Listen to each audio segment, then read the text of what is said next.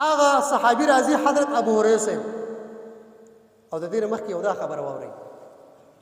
حضرت ابو هريره صاحب په صحابه کرامو کې په اول نمبر باندې هغه صحابي دی چې د ټولو نه زیات احادیث د نبی علیہ السلام نه روایت کړي.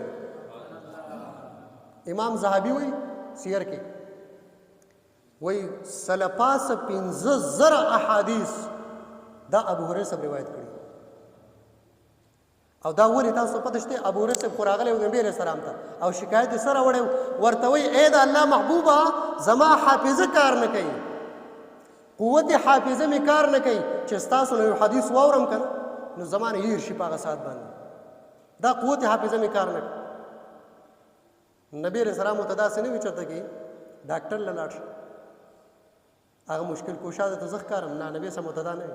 نبي کریم صلی الله علیه وسلم ورته څه جواب ورکوي؟ حدیث شریف په څه کې دی؟ اسې د ځانه قصو کوم نه، دا حدیث شریف په بخاري شریف کې دی، په کتاب المناقب کې موجود دی، په کتاب العلم کې په باب حفظ العلم کې موجود دی او په کتاب المناقب کې مشته.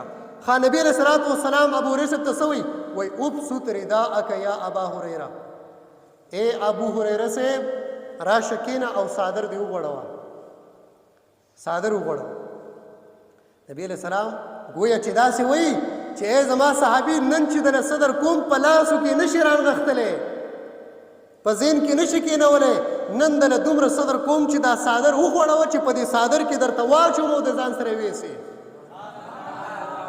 چې کله یې صادر وغوړو نبی علیہ السلام داسې یوه لپه راواغسته او په صادر کې واچوله، بله لپه یې راواغسته په صادر کې واچوله، بله یې لپه داسې راواغستله په صادر کې واچوله.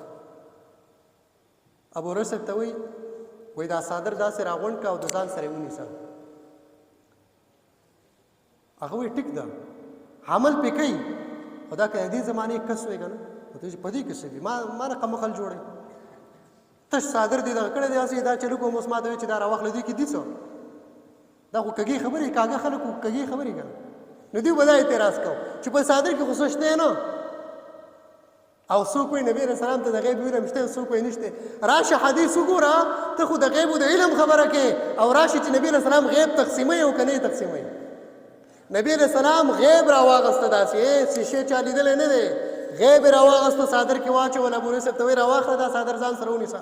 حضرت ابو هريره صاحب چې صادر راغونډ کو په خپل سینه پورې جوخ کو نو بیا ابو هريره صاحب یو خبره کړې ده، تاریخي خبره دا کړې ده والله ما نسیت بعد شیئا سمعته من رسول الله صلی الله علیه وسلم، زما د قسم په رب لا یزال باندې چې کله محبوب علیہ السلام صادر را کړی دی سینه پورې مې نیولی دی چې د محبوب علیہ السلام نه مې څه اورېدلي دي قسم دی که زما نه بیا دا خبره هېره شوې.